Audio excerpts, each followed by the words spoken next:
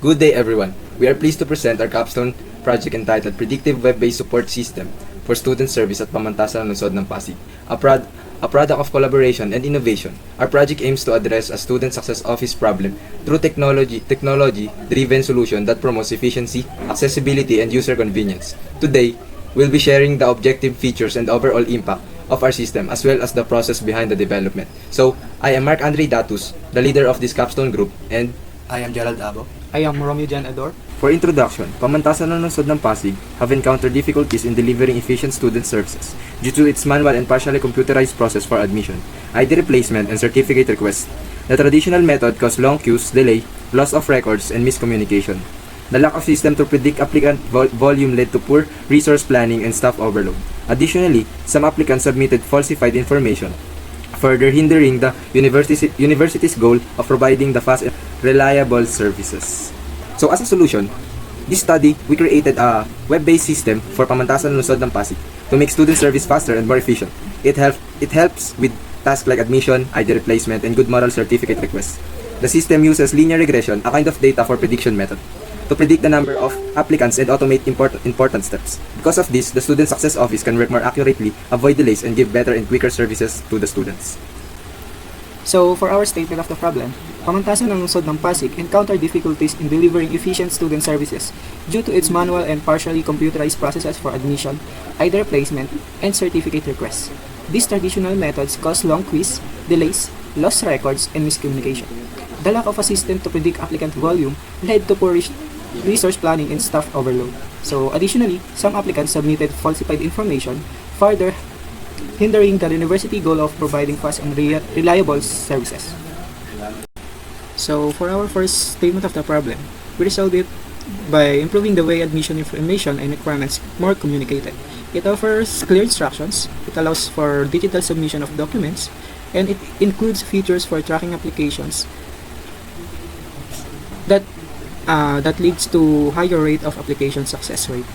So for the second, it combines strategies that improve awareness, accessibility, and efficiency in admission, ID replacement, and good moral certificate services. This is done through automation, centralized processing, and real-time notification.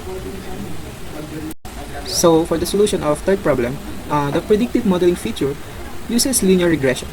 It allows the university to estimate how many applicants there will be in the coming years. This helps staffs manage resources and plan more effectively.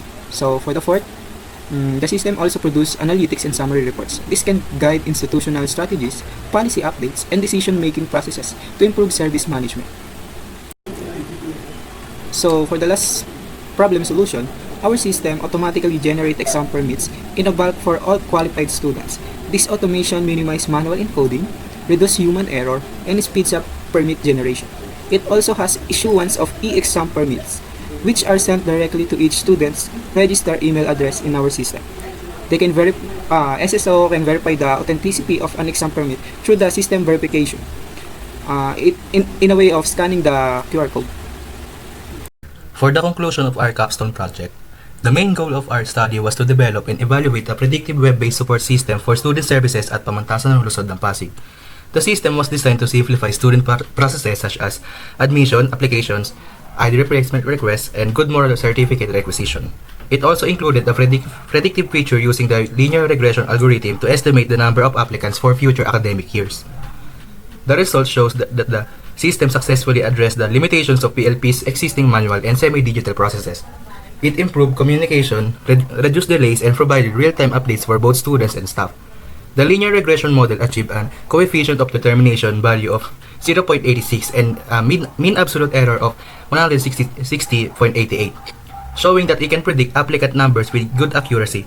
Although synthetic data was used, it was carefully designed based on realistic academic and socio-economic patterns, ensuring credible and reliable results.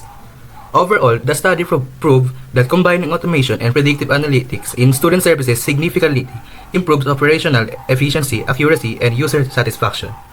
The developed system provides a strong foundation for a more transparent, data-driven, and efficient student support system at PLP. Now for the recommendation. Based on the results and findings of our study, several recommendations were made to further improve the predictive web-based support system for student services at pamantasan ng lungsod ng Pasig. First, for implementation, It is recommended that PLP conduct regular orientations and training sessions for applicants and students to help them understand how to use the system effectively. This will minimize errors in digital submissions and make transactions more efficient. Second, the Student Success Office and other departments should fully adopt the system to replace manual processes, reducing long queues and paperwork. The predictive feature of the system can also be enhanced by adding more variables such as population growth and program demand to improve accuracy. Continuous feedback from users should be gathered to guide future updates and make the system more user-friendly. For future researchers, it is suggested that to explore other predictive algorithms like ridge regression, ElasticNet, or XGBoost for better model performance. Integrating real-time data and studying long-term institutional impacts are also encouraged to ensure the system remains accurate, adaptive, and beneficial to both students and staff. So this is the service section of our system. It serves as the main hub where students can easily request different university services online without the need to line up or visit multiple offices. Each card you see here represents a specific service offered by the Student Success Office. For example, students can request a good moral, an ID replacement, or a library card replacement. When a student clicks the request button, it opens a form where they can provide the necessary information and submit the request directly through the system. Once submitted, the request will automatically appear in their My Request section for tracking. So this is the My Request section. The status indicator labeled available, which is here, shows that the service is currently open for requests. If a service becomes temporarily unavailable, this label will change accordingly. At the top, we also added a search bar and filter option, allowing students to quickly find the service they need. On the left side, the navigation menu provides quick access to the service, My Request settings, and logout. So in the My Request section, as you can see, there's a status, the status of the request, and there. This is the SSO site wherein this is the dashboard. This dashboard is designed to help the SSO to track the application progress and monitor applicant status. At the top of the dashboard, we have the admission selector. So this filter allows us to view data for a specific intake period, or we can choose all cycles to see a combined summary. So below we have application statistics wherein the status and current of applicants of that status is listed. The same with service request statistics wherein the requester data status is listed. So this is the admission management wherein in this module, the SSO can add a new admission cycle or admission academic year, and then they can also manage applicant types wherein the types is like senior high school graduate, ongoing senior high school, and as graduate. And then in view applicants, a list of the specific academic year applicants will display. And for archive is archiving the academic year admission.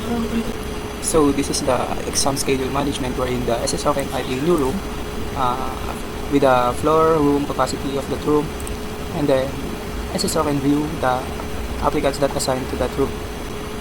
This is the exam permit management wherein the SSO can send the exam permit of applicant. So they can also send a bulk exam permit for faster sending exam permit. And then they can also validate exam permit through QR code and manual entry.